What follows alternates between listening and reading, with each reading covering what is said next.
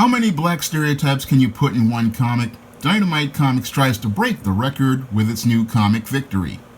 Now available in paperback and e-readers. E-Steam Horror of the Hyena Woman. Hell's aspiring angel takes on a wicked werewolf in this action-packed all-new E-Steam series adventure.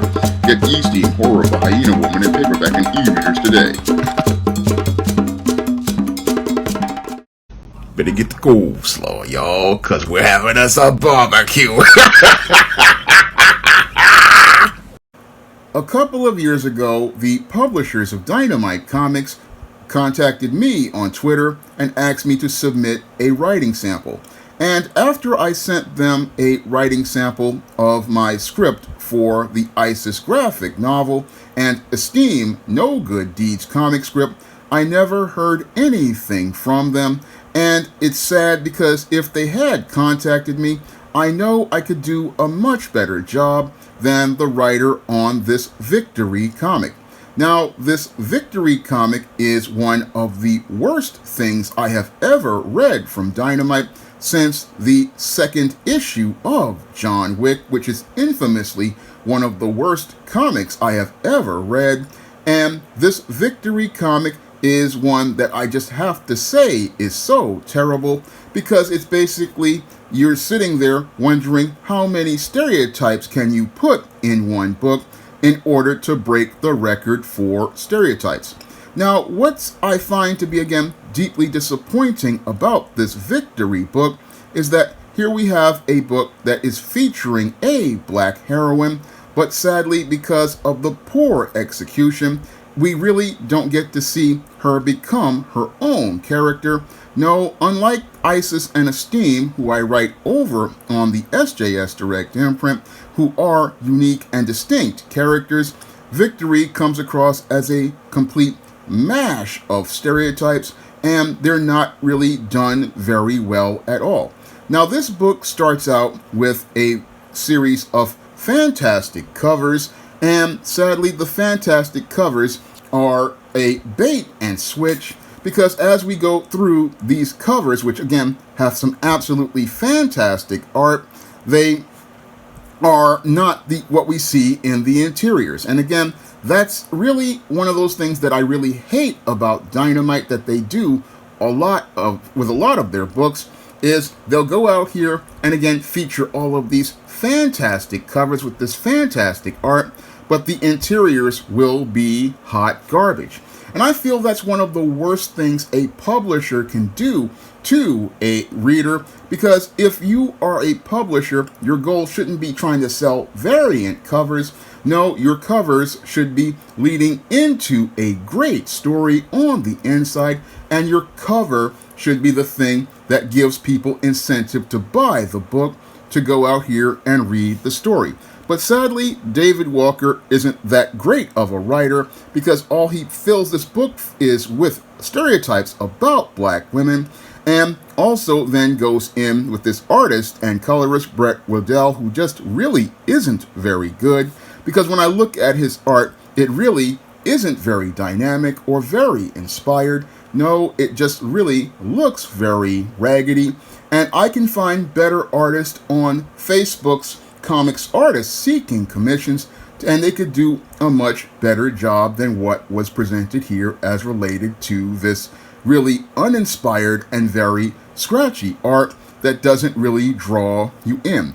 Now, this book opens up and it perpetuates another stereotype about black women on the first page, and that stereotype is that black women and black girls are sexually promiscuous. I mean, I look at this first page of the young Victory, who says her life seems like a series of bad decisions, and we get the stereotype of, again, of the miserable, downtrodden black woman. That is a major talking point as related to many of the novels by writers like Terry McMillan and many of these authors during the single, successful, well-educated black women period of saying they can't get a man. Now, this book starts out with Victory being presented as some sort of Jezebel for trying to go out here and expose herself to a group of boys, and they make it look like she's the bad person when she's actually being exploited here. And as the story goes on, we see her father being a pastor, and the pastor is going to go out here and beat the devil out of Victoria Marie Harris for going out here and just being exploited and taken advantage of by these boys. And instead of him seeing his daughter as someone who really was in a situation that she didn't know anything about, we get this whole situation of the evil black man who's a brute and a hypocrite for being a black pastor. Again, stereotypes, three stereotypes just in the first 2 pages. And as the stereotypes go on, we go from the abused and disconnected and detached Victoria to her being in the future in Chicago, and now is a cab driver after being dumped by Vampirella. And this goes into one of the SJW stereotypes about black women being alphabet. So in order for you to have a black heroine, she's got to be alphabet because representation. And as she's out here as this deeply disconnected and detached cab driver, she's running away from demons who are in a monster truck. And this art just hurts my eyes to look at because it just is hard to look at. And again, really isn't very dynamic. It looks like something that belongs more in a children's illustration book as related to a children's story and doesn't really fit into comics. And the Victory character really doesn't look like a winner. No, she acts and looks like a loser within the first couple of pages. And she's trying to ferry these souls into Chicago, and these demons are after her. But I, again, don't really see anything that makes me look at this book and say, hey, I want to go out here and buy this. Now, as the story goes on, you got cab driver Victory driving very, in a way that just tries to evade these demons, and she winds up running into the back of her cab. And as they run into the back of her cab, we don't get to see the sexy black woman. Again, another trope that mainstream media loves to do. They love to downplay the black woman's beauty because they want everybody looking at the white woman. So what they do here with Victory is, while she's got a beautiful sister with natural hair, they got her in coveralls covering up her sexy costume that we saw being presented prominently on the covers. I mean, instead of us seeing this black woman being the beautiful, sexy woman, what they do is go out here and make her dowdy and put her in some coveralls because they don't want anybody thinking that Victory could be more beautiful than Vampirella or Red Sonja.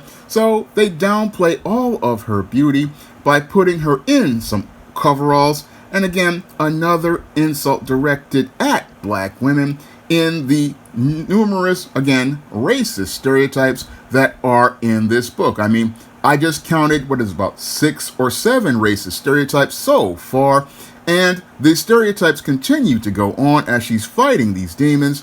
And as she's fighting these demons, we get to see Victory, who is being chased by these demons because she's got some sort of ring from one of them. And because she's got this ring from Lilith, which was a gift to her, she's got this ring, and instead of her having, again, distinct abilities, they basically turn Victoria into Jon Stewart. So instead of Victoria being her own character, she's basically supernatural Jon Stewart with this magic ring, and she's got this magic ring that everybody wants, and again, never having any powers of her own, and stuck in a book that basically it could have been something interesting, but instead, because the Dynamite comics, just the writers here, they put all these racist stereotypes into place. Victory is a major loss as related to Dynamite presenting a black heroine. And when I look at this book and I look at all of the just really bad execution on this book, it just makes me just shake my head. And it makes me shake my head because they could have easily gone out here and contacted me, and I could have gone out here and given them a Victory book that would have been on the level of any of my ISIS or Esteem series books, because I've been writing supernatural characters for over 20 years, and I could have given them a victory book that would have been interesting and compelling without any of the stereotypes. I could have made a balanced, humanized version of this character. I could have given this character some depth and layers, and I would have definitely insisted on a better artist. I mean, Antonio Balderi, I know, could have knocked this right out of the park. Even Josh Howard or Bill Walko could have knocked this one out of the park.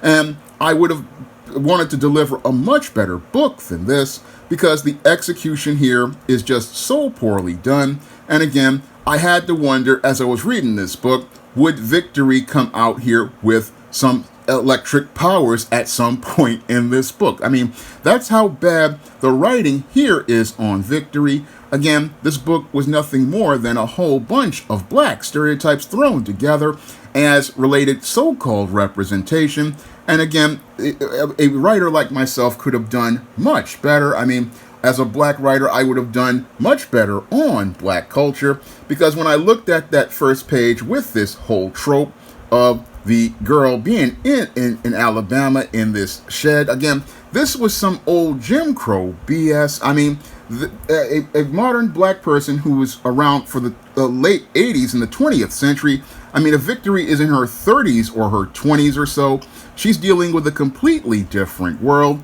And this whole situation is just one of the worst I have seen. Again, showing how the writer is completely out of touch as related to the lives of black women, and completely detached from black women and their relationships.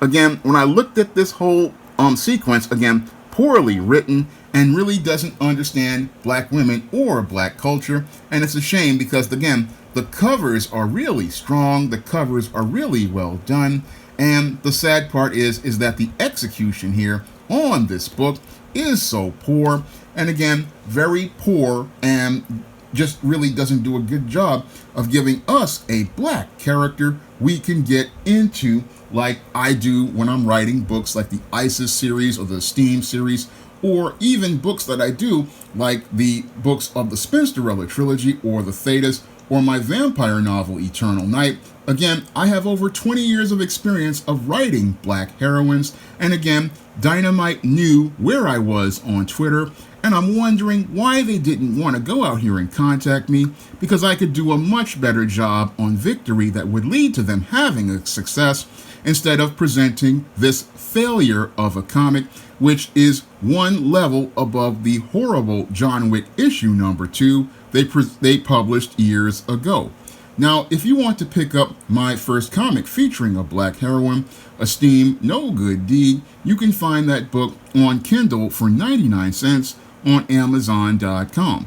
And if you want to pick up my books featuring black heroines in much better stories than this, you can pick up the books of the ISIS series, the Esteem series, and the books of the Spinsterella trilogy and my horror novel Eternal Night.